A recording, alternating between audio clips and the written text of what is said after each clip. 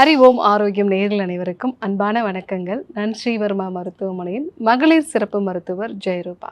இந்த நாள் இணைய நாளாக அமைய என்னுடைய மனமார்ந்த வாழ்த்துக்களும் பிரார்த்தனைகளும். ஆன்சைட்டி இப்போ சமீப நாட்களாக நிறைய யங்ஸ்டர்ஸ் கிட்ட நம்ம பார்க்குறோம். அதுவும் 40+ இருக்கவங்களையும் நம்ம பார்க்குறோம். இந்த ஆன்சைட்டியை 30 செகண்ட்ஸில் கண்ட்ரோல் பண்ணக்கூடிய ஒரு சில மெத்தட்ஸ் பற்றி தான் நம்ம இன்றைக்கி பார்க்க போகிறோம். முதல்ல ஆன்சைட்டினா என்ன? மனப்பதட்டம் அப்படின்னு சொல்லலாம். எக்ஸசிவாக ஒரினஸ் இருக்கிறது, சின்ன சின்ன விஷயத்து கூட அதிகமாக கவலைப்படுறது, எப்போவுமே நம்ம ஏதாவது ஒரு விஷயம் தவறாக போயிடுமோ அப்படிங்கிற மாதிரி அதீதமான ஒரு மனக்கவலை.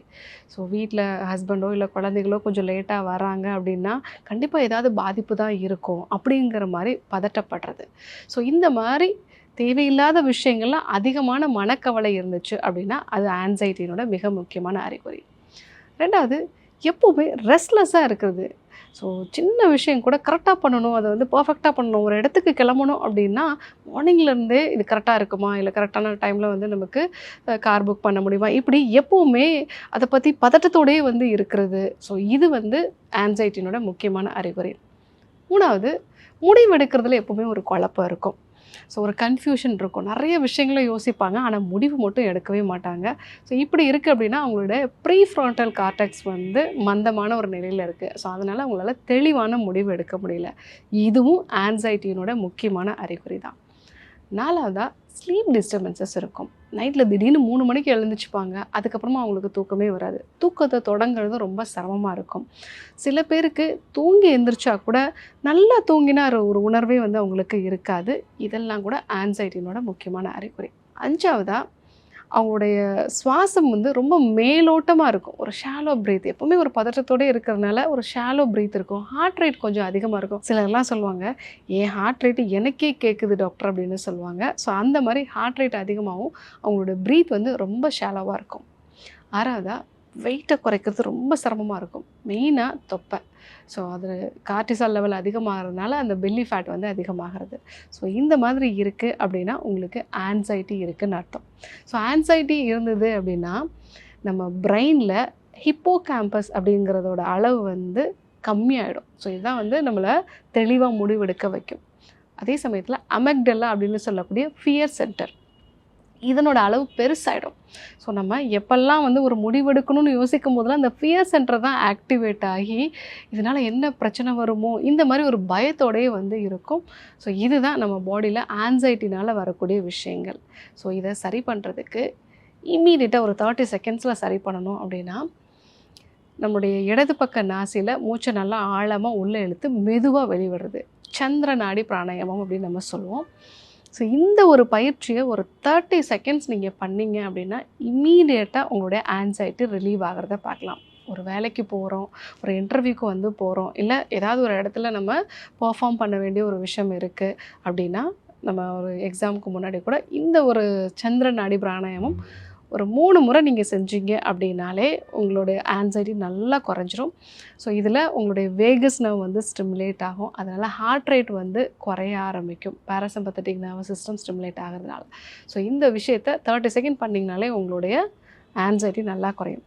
ரெண்டாவது, இது அடிக்கடி இருக்குது டாக்டர், ஸோ டெம்பரவரியாக இல்லாமல் வேறு என்னென்ன மெத்தட்ஸ் மூலமாக இதை குறைச்சிக்கலாம் அப்படின்னா மூலிகைகள் எடுத்துக்கலாம். அதில் முக்கியமானது துளசி.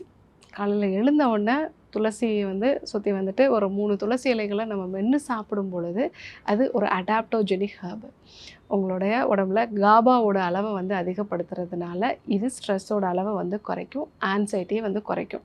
ஸோ துளசி எடுத்துக்கலாம். அதே போல் வல்லாரை நெய்யோடு சேர்த்து எடுத்துக்கிறது, அமுக்ரா எடுத்துக்கிறது, சங்குப்பூ டீ மாதிரி எடுத்துக்கிறது, இது எல்லாமே ஆன்சைட்டியை குறைக்கக்கூடியதான். ஸோ இதை நீங்கள் மூலிகையாகவும் எடுத்துக்கலாம், இல்லை இதெல்லாம் சேர்ந்த மானசா கேப்சூல்ஸ் எடுத்துக்கிட்டிங்கனாலும் உங்களுக்கு ஆன்சைட்டி நல்லாவே குறைய ஆரம்பிக்கும். மூணாவதாக, உங்களுடைய கட்டை பேலன்ஸ்டாக வச்சுருக்கணும். ஏன்னா நம்ம பாடியில் ஃபீல் குட் ஹார்மோன் நம்ம சொல்லுவோம், அது செரட்டோனின். இந்த செரட்டோனின் 95% நம்முடைய வயிற்று பகுதியில் தான் உருவாகுது.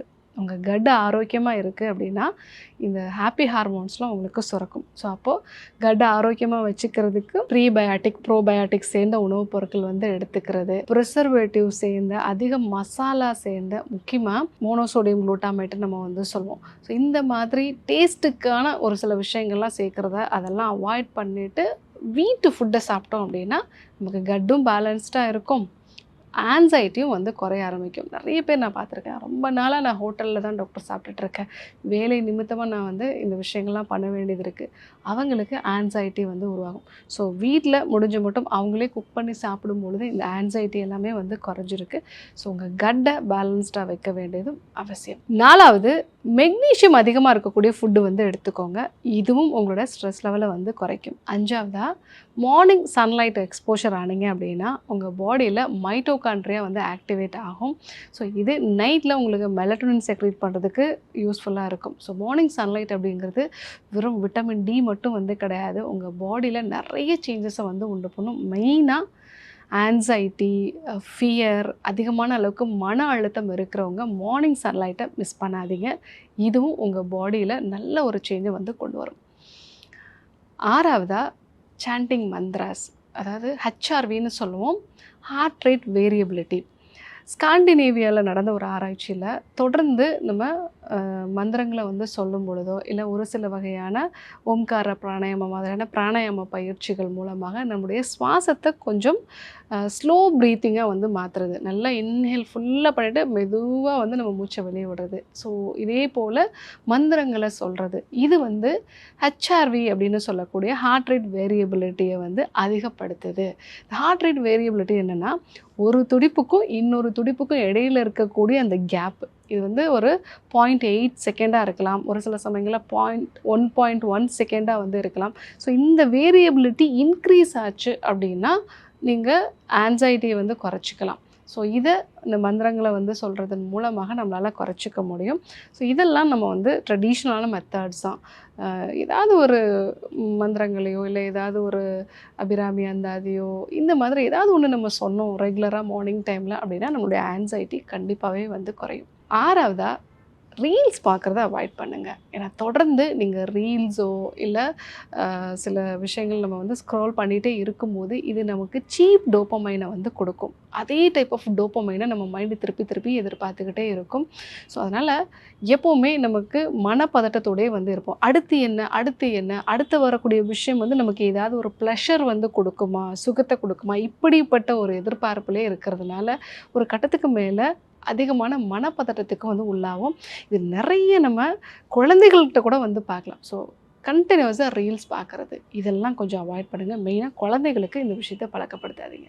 இதெல்லாம் நீங்கள் வந்து ஃபாலோ பண்ணிங்க அப்படின்னா உங்களுடைய ஆன்சைட்டியை வந்து கண்டிப்பாக வந்து குறைச்சிக்கலாம். ஸோ இந்த ஆன்சைட்டி அப்படிங்கிறது நிறைய பேருக்கு நம்ம இப்போ பார்க்குறோம். இம்மீடியட்டாக குறைக்கணும்னு நான் சொன்னேன், இந்த சந்திர நாடி பிராணாயாமம் வந்து பண்ணுங்கள். அடுத்தடுத்து நான் என்னெல்லாம் பண்ணணும்னு சொல்லியிருக்கணும், இதெல்லாம் நீங்கள் ஃபாலோ பண்ணிங்க அப்படின்னா கண்டிப்பாக உங்களுடைய ஆன்சைட்டி வந்து குறைச்சிக்கலாம். ஸோ இன்றைக்கி மனப்பதட்டம்னு சொல்லக்கூடிய ஆன்சைட்டி, இதற்கான அறிகுறிகள்லாம் வந்து என்ன, இதை எப்படி உடனடியாக சரி பண்ணுறது, பெர்மனண்ட்டாக எப்படி சரி பண்ணுறது, இந்த விஷயங்களெல்லாம் நம்ம வந்து பார்த்தோம். கண்டிப்பாக ஃபாலோ பண்ணுங்கள். இது நிறைய பேருக்கு தேவைப்படுது. சமீப நாட்களாக நிறைய பேர் நம்ம இந்த ஆன்சைட்டியோடு பார்க்குறோம். அவங்களுக்கு இந்த விஷயத்தை கண்டிப்பாக சொல்லுங்கள். மெயினாக குழந்தைங்களுக்கு ரீல்ஸ் பார்க்க வேண்டாங்கிறத சொல்லுங்கள். இதே போன்று ஒரு அற்புதமான தகவலோடு உங்களை சந்திக்கிறேன். நன்றி, வணக்கம்.